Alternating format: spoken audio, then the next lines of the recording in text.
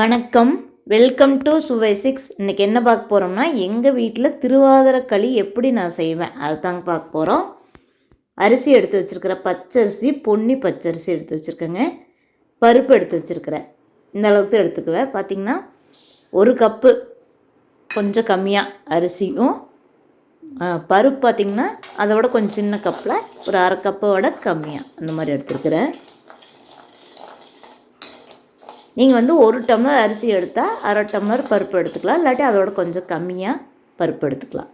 இப்போ வறுத்துக்கிட்டேங்க, அதாவது ஒவ்வொரு அரிசியுமே லேசாக கொஞ்சம் உப்புனாப்பு இருக்கும், அந்தளவுக்கு வறுத்தாவே போதுங்க. நான் அப்படி தான் வறுப்பேன், அப்போ ரொம்ப வறுபட்ட வாசம் வராது, நல்லாயிருக்கும். இந்த பருப்புமே ஒரே கணக்காக வறுத்து எடுத்துக்கணுங்க.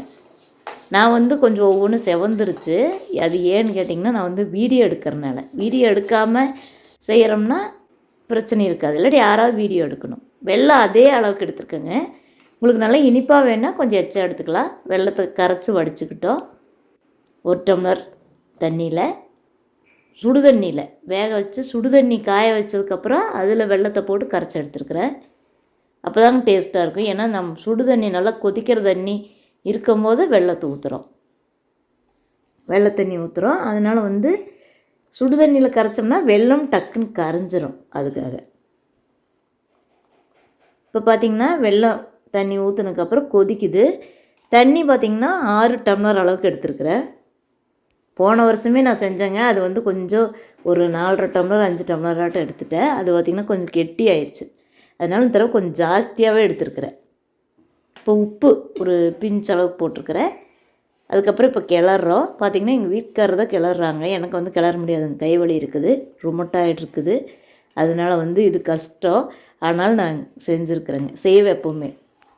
இப்போ பார்த்திங்கன்னா கையில் எடுத்து அந்த ரவை பதத்துக்கு மிக்சியில் அரைச்சி வச்சுருக்கோம்லங்க வறுத்ததை, அதை அப்படியே கையில் எடுத்து தூவி விடுறேன். எதுக்கு அப்படி தூவி விடுறேன்னா, அப்போ தான் கட்டி விழுவாதுங்க. அப்போவுமே சின்ன சின்ன கட்டி விழுவோம், இருந்தாலும் நல்லா கலந்துகிட்டே இருக்கிறனால அது உங்களுக்கு சரியாயிக்கு.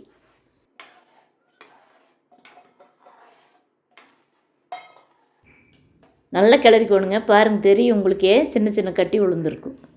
நல்லா கிளறிட்டு வரும்போது அந்த கட்டியெல்லாம் உங்களுக்கு சரியாயிக்குங்க. டக்குன்னு கொட்டிட்டோம்னாலும் கட்டி விழுந்துடும். இந்த மாவு கலக்கிறது கொஞ்சம் கவனமாக கலக்கணுங்க. ஏன்னா நிறைய கட்டி விழுந்துருச்சு போன வருஷம் நாங்கள் செய்யும்போது. கொஞ்சம் அவசரத்தில் டக்குன்னு போட்டேன், தெரிய கட்டி விழுந்துரும்னு, இருந்தாலும் கொஞ்சம் அவசரத்தில் செய்யும்போது கட்டி விழுந்துருச்சுங்க. அப்புறம் வீடியோவே எடுக்கலை நான் போன வருஷம்.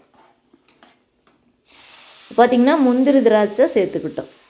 கொஞ்சம் நெய் தாராளமாக தான் ஊற்றிருக்கிறேன். உங்களுக்கு எவ்வளோ தேவையோ அந்தளவுக்கு ஊற்றிக்கிங்க. எனக்கு இந்த மாதிரி சர்க்கரை பொங்கல், இந்த மாதிரி வெள்ளை சேர்த்து செய்கிறது எல்லாமே எனக்கு கொஞ்சம் நெய் தாராளமாக சேர்த்தணுங்க, அப்போ தான் ரொம்ப பிடிக்கும். இது எப்போயோ ஒரு நாள், வருஷத்தில் ஒரு நாள் சர்க்கரை பொங்கல் அந்த மாதிரி செய்கிறதாங்க. இல்லாட்டி இடையில எப்போயாவது ஒரு 2-3 மாதத்துக்கு ஒரு கதை எங்கள் வீட்டில் சர்க்கரை பொங்கலே இருக்கும். அதனால் நெய் தாராளமாக ஊற்றிக்குவோங்க, அடிக்கடி செய்ய மாட்டேன். அதனால் தேங்காய் துருவல் கடைசியாக அந்த முந்திரி திராட்சை வறுத்ததுலேயே வறுத்து போட்டுக்கலாம். ஏலக்காய் தூள் முதலே சேர்த்திருக்கிறேன். ஏலக்காய் வறுத்து போடுறதுனால வறுத்து நுணுக்கி போட்டுக்கலாம். பாருங்கள், நல்லா கிளறிட்டோம்.